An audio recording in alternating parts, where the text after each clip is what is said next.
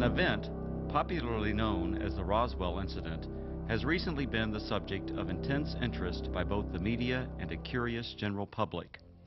In recent years, numerous speculative books, magazine articles, television programs, a made-for-TV movie, 2 UFO museums, fraudulent documents, and even an alien autopsy film have emerged to exploit the media fascination with the Roswell incident. The story has even gained international attention. Despite the vested interest and questionable credibility of all sources involved in generating the media hype, the U.S. Air Force is routinely accused of concealing a deep, dark secret from the American people. In early 1994, New Mexico Congressman Stephen Schiff requested the General Accounting Office initiate a records review. The purpose of this review was to determine if the U.S. Air Force or any other U.S. government agency possessed information on an alleged crash near Roswell, New Mexico in July 1947 of an extraterrestrial vehicle and its alien crew. In response to the GAO probe, the Secretary of the Air Force directed a comprehensive search for records. The objective of this search was to tell the Congress and the American people what the Air Force knew about the 1947 Roswell claims. If the information was still classified, it was to be declassified. If active or former Air Force officials had signed non-disclosure agreements, they were to be released from these agreements. The resulting 800-page report was completed in July 1994. The report concluded that the predecessor to the U.S. Air Force, the U.S. Army Air Forces, did recover material near Roswell in July 1947. What was recovered was not the remains of an extraterrestrial spacecraft and its alien crew, but debris from a then classified Army Air Forces research project codenamed Mogul. Begun in 1946, Project Mogul was a top-secret attempt to acoustically detect suspected Soviet nuclear explosions and ballistic missile launches. The project was accorded the highest priority because it addressed the most important post-war national defense concern, development of an early warning system to prevent a devastating surprise attack. Mogul used an odd assortment of naval acoustical sensors, radar reflecting targets, nylon fibers, and other equipment carried aloft by a train of weather balloons extending over 600 feet. Claims that the U.S. Army Air Forces recovered a flying disc near Roswell in 1947 were based primarily on a misidentification of the radar targets, a standard element of weather equipment adapted for use on the long Mogul balloon train. In June 1947, the oddly constructed radar targets were found by a local rancher who later reported the equipment as a flying disc. Following some initial confusion at Roswell Army Airfield, the flying disc debris, aluminum foil, rubber, paper, and sticks, was identified by Army Air Force officials as remnants of radar targets and weather balloons. With the positive identification by the Army Air Forces of the debris recovered by the rancher, events that occurred in 1947 were officially resolved and largely forgotten. Initially, the Roswell incident consisted only of accounts of the recovery of a flying disc. In 1947, there were no claims of alien bodies associated with the Roswell incident. The recovery of alien bodies became part of the Roswell story during the late 1970s, with other claims being made in the 1980s and 1990s. These later-day revisions to the Roswell story were often based on anecdotal accounts from second- and third-hand witnesses collected by UFO enthusiasts 40 or more years after the actual event.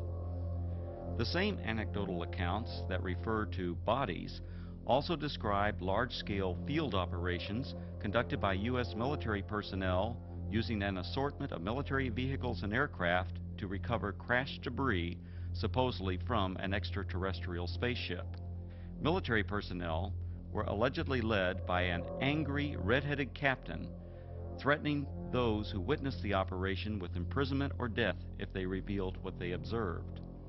The popular Roswell story contends that the bodies, once recovered, were allegedly transported under tight security to the base hospital at Roswell Army Airfield for autopsy. At the hospital, the angry red-headed captain was again allegedly observed threatening civilians.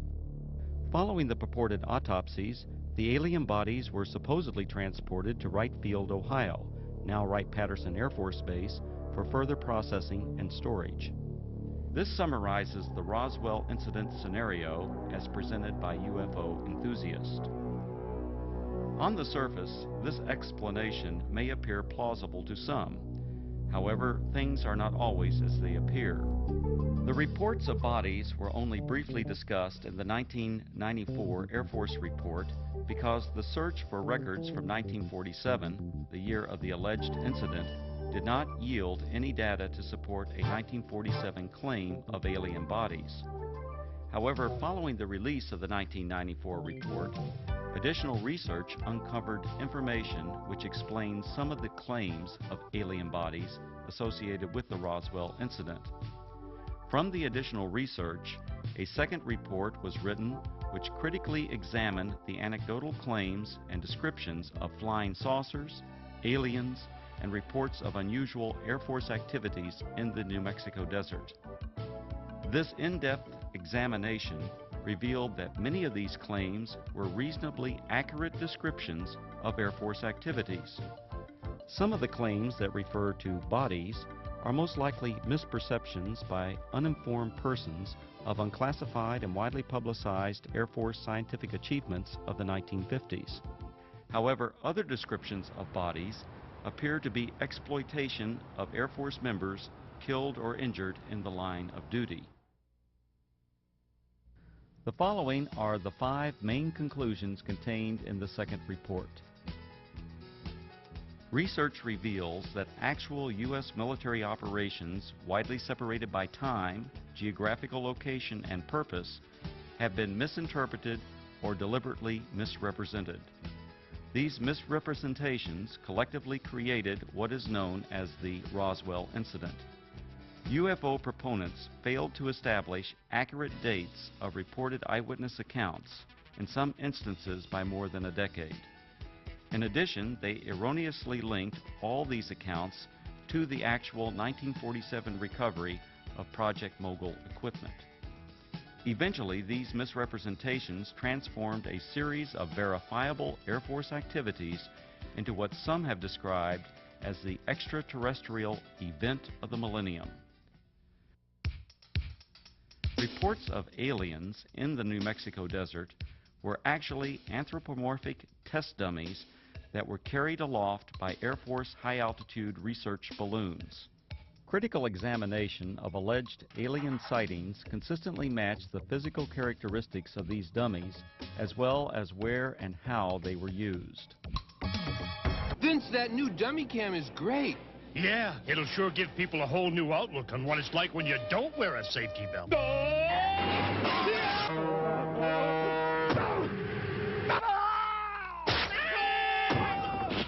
I think they'll get the picture. You could learn a lot from a dummy. Buckle your safety belt. Anthropomorphic dummies, also known as crash test dummies, are today easily identifiable and are even stars of their own successful auto safety advertising campaign. However, during the 1950s, public awareness was still decades away for these important scientific tools. From 1953 to 1959, anthropomorphic dummies were used by the U.S. Air Force Aeromedical Laboratory in projects High Dive and Excelsior. The project's main objective was to study methods for returning a pilot or astronaut safely to Earth by parachute if forced to eject at extremely high altitudes. For these tests, dummies were transported up to 98,000 feet by high-altitude balloons.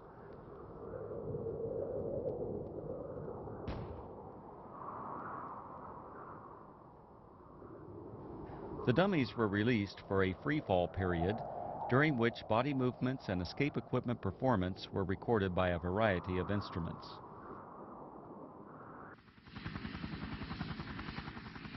Many of the dummies landed outside the confines of military reservations and were regularly observed by local civilians. Following a series of dummy tests, a human subject, Air Force test pilot Captain Joseph W. Kittinger Jr., now a retired colonel, made 3 bailouts from high-altitude balloons. These and other aeromedical projects that used both dummies and human test subjects were unclassified and widely publicized in the press and other media. In 1956, 20th Century Fox released On the Threshold of Space, a feature-length motion picture based on these projects and filmed on location at Holloman Air Force Base. Air Force personnel, aircraft, high-altitude balloons, and other equipment, including the actual anthropomorphic dummies, were used in the making of this film. The eyewitness reports of military units that always seemed to arrive shortly after the alleged crash of a flying saucer were actually accurate descriptions of Air Force personnel engaged in high-altitude balloon and anthropomorphic dummy recovery operations. Since 1947, Air Force atmospheric research organizations at Holloman Air Force Base, New Mexico, have launched and recovered approximately 2,500 high-altitude balloons, many in the same areas of New Mexico where the Roswell incident allegedly occurred. Additionally, the equipment, vehicles, and procedures used by the Holloman Air Force Base Balloon Branch, the unit that conducted most of the launches, are the same as that described by the reputed witnesses who claimed they saw the recovery of the flying saucer and alien crew. These huge Air Force high-altitude balloons, launched by the Holloman Balloon Branch, carried aloft a wide range of sophisticated and, from most perspectives, odd-looking devices. Much of this equipment was experimental and represented, for that era, the latest in space-age technologies. Payloads ranged from simple radio transmitters to sophisticated satellite components and NASA space probes. In fact, qualification trials for the NASA Voyager Mars and Viking space probes were flown by Air Force high-altitude balloons during the late 1960s and early 1970s. Ironically, these balloons were launched from the former Roswell Army Airfield, site of the originally alleged 1947 incident, and recovered on the White Sands Missile Range over 100 miles to the west.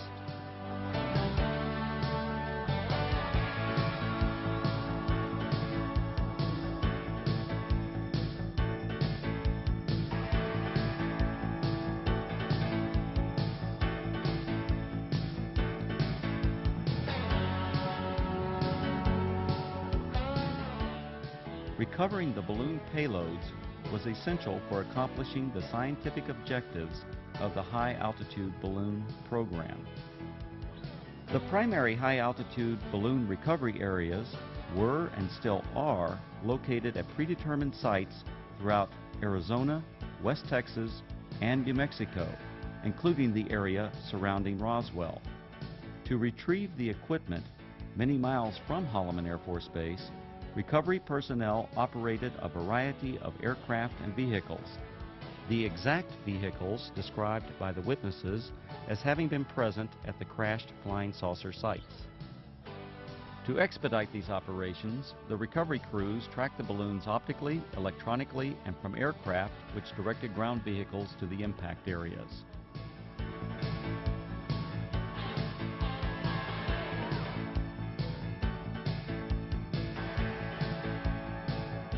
In several of the Roswell accounts, unsubstantiated allegations asserted that military personnel who retrieved equipment from rural areas of New Mexico intimidated and threatened civilians on the scene. On the contrary, Balloon Branch personnel enjoyed good relations with the local community and often solicited their assistance following a balloon or payload landing. In the course of their activities, recovery personnel rented or borrowed tractors, bulldozers, snowmobiles, and even pack mules from local residents.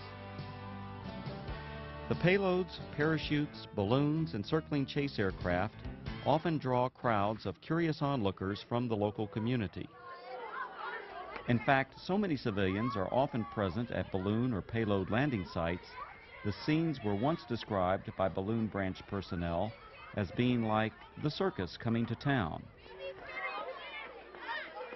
Here's what it looked like this afternoon, floating from east to west over town. It was way up there, all right, some 25 miles over our heads, the Air Force later told me. The giant helium-filled balloon eventually collapsed, falling to Earth like 1,000 pounds of cellophane, landing on the Gila Indian Reservation southwest of Phoenix. A short while later, we spotted this, a large parachute, perhaps 100 feet across. Dangling beneath it was some sort of a silver box that made a rather hard landing. This is what had been attached to that balloon, we would later find out.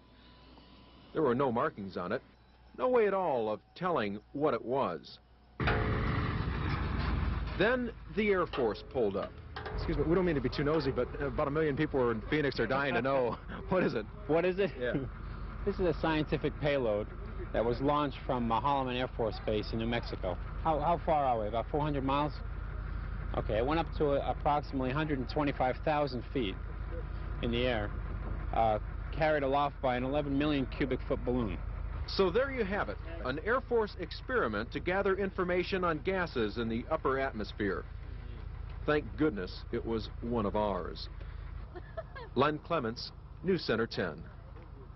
In addition to high-altitude balloons, the Holloman Balloon Branch also launched low-altitude tethered balloons. These tethered balloons may have inspired at least one account of an alien craft associated with the Roswell incident. In a popular book, the authors present a drawing of a crashed spaceship, allegedly given to them by an anonymous witness. When this drawing is compared to a photograph of an experimental tethered balloon flown at Holloman Air Force Base in March 1965, the similarities are undeniable.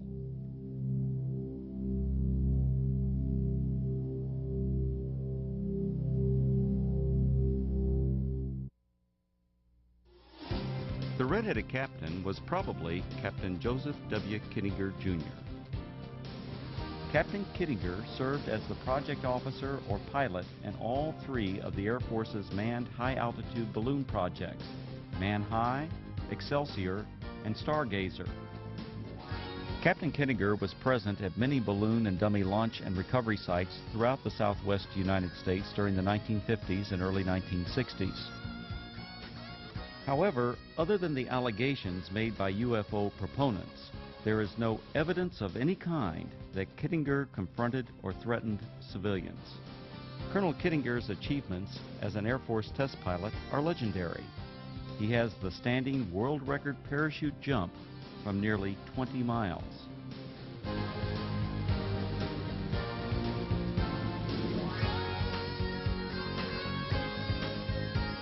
Later he went on to serve 3 combat tours in Southeast Asia and is credited with an aerial victory while engaged in combat over North Vietnam.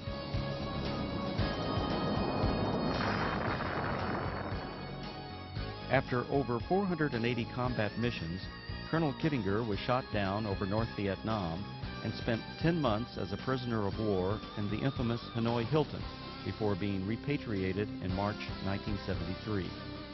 Colonel Kittinger made history again after retiring from the Air Force. In 1984, he accomplished the first solo crossing of the Atlantic by balloon. The final and most disturbing conclusion of the second Roswell report is the apparent exploitation of Air Force members killed or injured in the line of duty to perpetuate the alleged sightings of alien bodies. Claims of bodies at the Roswell Army Airfield Hospital were likely a combination of several aircraft accidents and an unusual manned balloon mishap.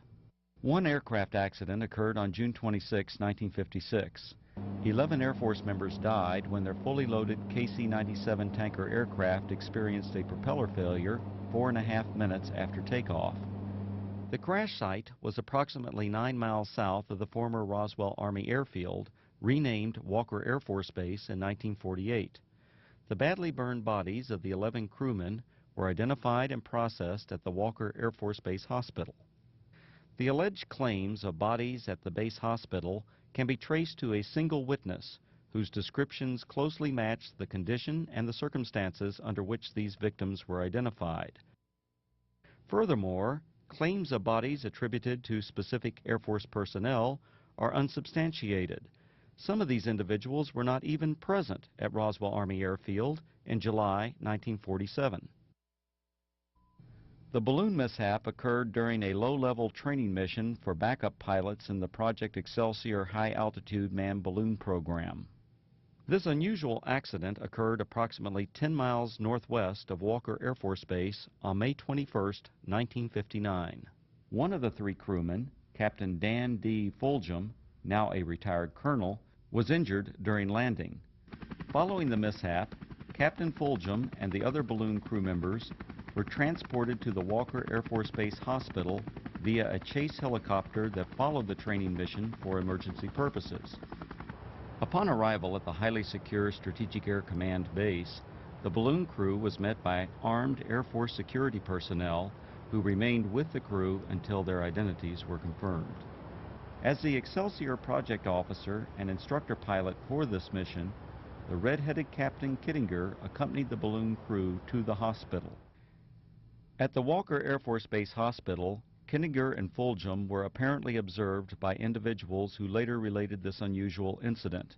Elements of this actual event now appear to be part of the Roswell story. Captain Fulgham was treated for an injury that caused his head to swell beyond its normal size. The injury, described as a traumatic hematoma, was not serious. On a specially arranged flight several days after the accident, Fulgham returned to Wright-Patterson Air Force Base, Ohio, where he made a complete recovery. Fulgham went on to distinguish himself as a test parachutist and physiologist for the space program. He later flew F-4s in Southeast Asia, adding to his combat record as a fighter pilot during the Korean War. When critically examined, the Roswell incident is exposed as a conglomeration of many events, including aircraft accidents that occurred over several decades. Misidentification of anthropomorphic dummies and experimental balloon-launched devices, combined with Air Force balloon operations portrayed as mysterious flying saucer and alien recovery teams, transformed verifiable events into what is now known as the Roswell incident. The U.S. Air Force and its predecessors have been the unsurpassed innovators in aerospace technology. Legendary Air Force leaders throughout this century have used technological advances to establish the U.S. Air Force as a premier military service.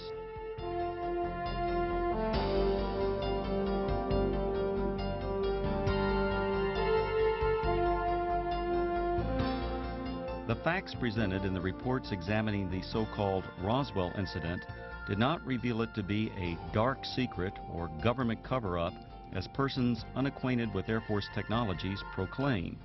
Instead, these studies identified a collection of events that exemplify the technological leadership, dedication to duty, and continuing noble sacrifices of the men and women of the United States Air Force.